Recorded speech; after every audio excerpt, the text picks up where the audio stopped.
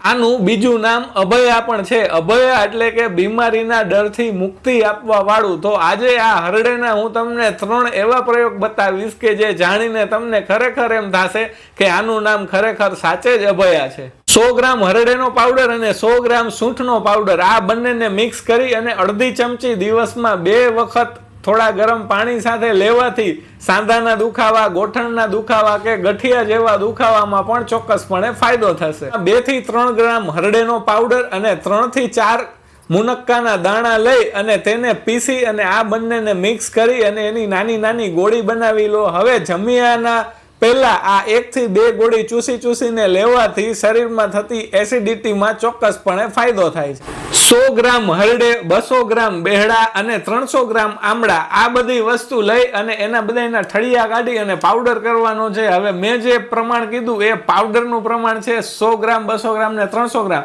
તો આ બધા પાવડરને આપણે મિક્સ કરી અને જે તૈયાર થાય છે એ છે આપણે ત્રિફળા ચૂર્ણ।